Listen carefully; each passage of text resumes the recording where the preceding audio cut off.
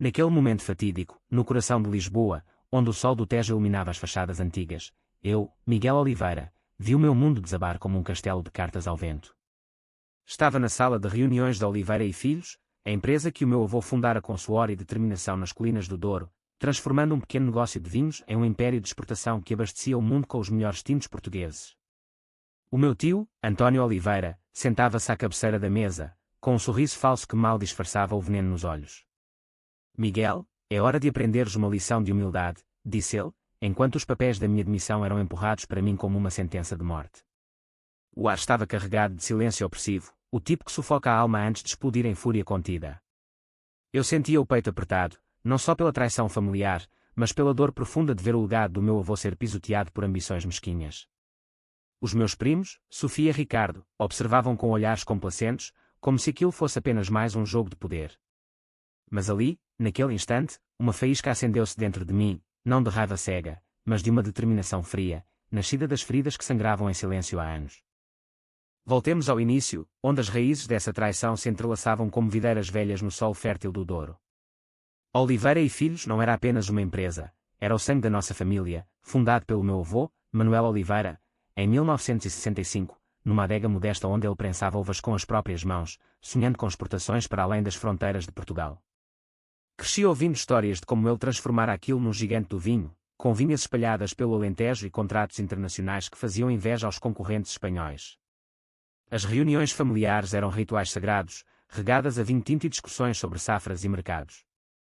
Como o neto mais velho, fui moldado para herdar o trono. Enquanto os outros miúdos jogavam futebol nas ruas de Lisboa, eu passava os verões nas vinhas, aprendendo a podar, a colher, a degustar. Conhece o negócio desde a raiz até ao copo, Miguel, repetia o avô, com aquela sabedoria tranquila de quem sobrevivera à ditadura e à revolução. Aos 16 anos, já analisava relatórios de exportação melhor do que os livros da escola. Aos 18, trabalhava nas adegas durante as férias, suando ao lado dos operários para entender o coração do nosso vinho. O meu pai, João Oliveira, gerenciava as operações nas vinhas, um homem prático e honesto, enquanto o tio António cuidava das finanças, mestre em jogos corporativos que o meu pai detestava. O negócio é mais do que uvas e garrafas, Miguel, confidenciava-me o avô nas sessões privadas na sua casa em Sintra. É sobre pessoas, as suas motivações, fraquezas e, acima de tudo, ambições desmedidas. Absorvi aquelas lições como vinho envelhecido, formando uma enologia na Universidade de Lisboa e depois no MBA em Gestão de Empresas Agrícolas. Enquanto os meus primos tratavam a empresa como um fundo infinito para luxos, Sofia, diretora de marketing, mais preocupada com festas em Cascais do que com campanhas reais, Ricardo, vice-presidente de vendas, passando mais tempo em viagens de prazer do que em negociações, eu dedicava-me de corpo e alma, implementando inovações como vinificação sustentável que nos valeram prémios internacionais. Os problemas eclodiram após a morte súbita do avô, 5 anos antes, num acidente nas vinhas que nos deixou todos em choque. Ele era o equilíbrio entre o meu pai e o tio António. Sem ele, o poder inclinou-se como uma videira mal podada. Recentemente, eu negociara um contrato colossal com distribuidores americanos, que poderia duplicar o nosso valor, graças às técnicas ecológicas que introduzira. Mas o dia da virada começou banal, na sede em Lisboa, com vista para o rio. A minha assistente, Ana, irrompeu no gabinete, o rosto pálido, a uma reunião de emergência do conselho. O seu tio convocou, mas o seu pai não sabe do que se trata.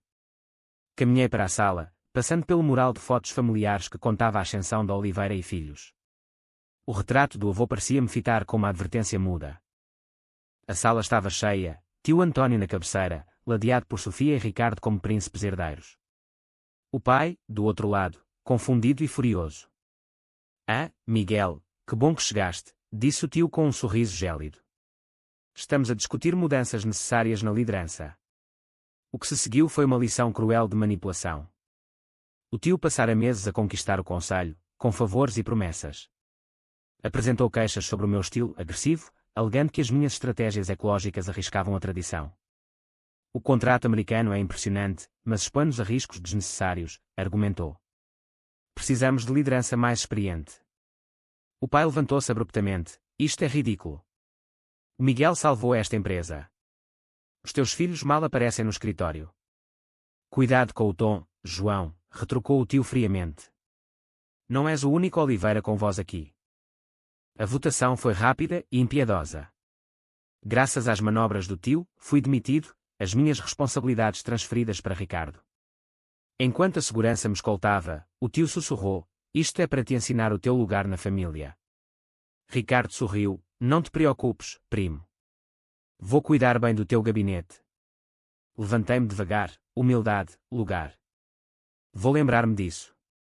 No elevador, o pai prometeu: isto não acaba aqui. Abracei-o: confia em mim, pai. Por agora, finge. Ao sair, liguei para 2 aliados. Primeiro, para Luís Mendes, antigo colega de universidade, agora à frente de um fundo de investimento agressivo no Porto. Segundo, para Catarina Silva, advogada corporativa brilhante que me cortejara há anos. Lembras do plano de contingência? É hora, disse a Luís. A Catarina: aceito a tua oferta. Quanto tempo para montar uma holding? Os 6 meses seguintes foram um exercício de paciência dolorosa, onde o silêncio das minhas feridas se transformava em estratégia. Enquanto a família me julgava derrotado, eu orquestrava uma tomada de controle que abalaria o mundo dos vinhos portugueses. Já antes da demissão, comprar ações da empresa através de holdings discretas, seguindo o conselho do avô, guarda sempre algumas cartas na manga, Miguel. Luís e a sua firma, Dor Capital, tornaram-se parceiros na Operação Regresso. Enquanto o tio instalava Ricardo no meu antigo gabinete, a equipa de Luís adquiria ações via empresas fantasma. O teu tio facilita tudo, comentou Luís numa chamada segura. Está tão obcecado com o controle do conselho que ignora o mercado de ações. Catarina estruturou tudo, a fraqueza dele é achar que o poder é gritar alto. Esquece que o verdadeiro poder sussurra. Manter as aparências foi o mais árduo. Aceitei um cargo de consultor numa startup de vinhos orgânicos, deixando que o rumor chegasse ao tio. Ricardo gabou-se por mensagem: ouvi que andas numa startupzinha. Como vai a lição de humildade? Deixei-o crer na minha derrota, enquanto trabalhava noites adentro. As postagens de Sofia nas redes sociais viraram fonte de inteligência, festas em adegas, reuniões do conselho, a crescente arrogância do tio. 3 meses depois, as ações caíram, o contrato americano fraquejava sob a gestão inábil de Ricardo, e a abordagem conservadora do tio perdia cota para rivais inovadores. O pai, ainda como diretor de operações mas marginalizado, informava-me discretamente: o António transforma o legado do teu avô num reino pessoal. O conselho está nervoso. Esse nervosismo era a chave. Catarina identificou membros do conselho receptivos a mudanças, aproximámo-nos via contactos mútuos. A virada veio de uma fonte inesperada: a antiga secretária do avô, Dona Isabel, reformada mas astuta, contactou-me com documentos antigos. O teu avô conhecia a natureza do António, explicou. Criou salvaguardas que ele ignorou. Os trastes familiares, decifrados por Catarina, davam preferência a netos ativos na empresa. Genial, disse ela. Recompensa contributo real, não só o nome. Aos 5 meses, controlávamos 30% das ações, mais 15% do stress. Precisávamos de mais para o golpe. A oportunidade surgiu com a gala do 60º aniversário, coincidindo com a Assembleia de Acionistas, onde o tio anunciaria novas direções. Sofia postou: vai ser épico. O pai leva a empresa para a era moderna. 2 semanas antes, revelei o plano ao pai: fizeste tudo isto, murmurou ele, olhos marejados. Aprendi com o melhor. Na véspera, na antiga sala do avô em Sintra, revisei tudo: o negócio é construir algo duradouro, ecoava a voz dele amanhã, restauraria o legado.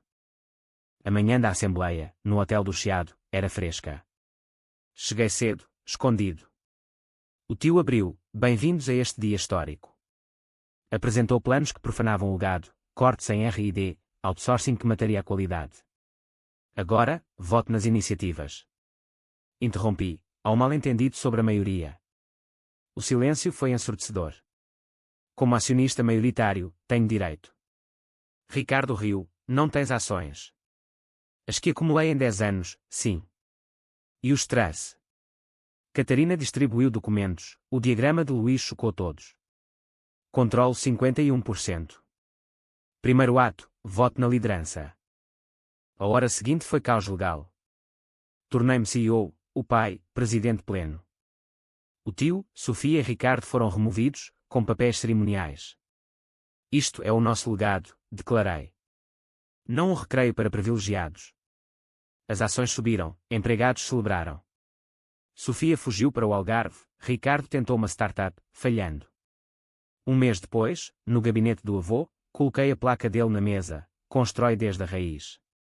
O tio, no conselho, olha-me com respeito e arrependimento. Aprendeu humildade, não a que quis ensinar. A vingança não foi doce, custou-me noites de dúvida, silêncios que ecoavam traições. Mas restaurou o que era nosso, ao preço de feridas que cicatrizam devagar, lembrando que escolhas têm custo, e o silêncio pode ser a arma mais afiada.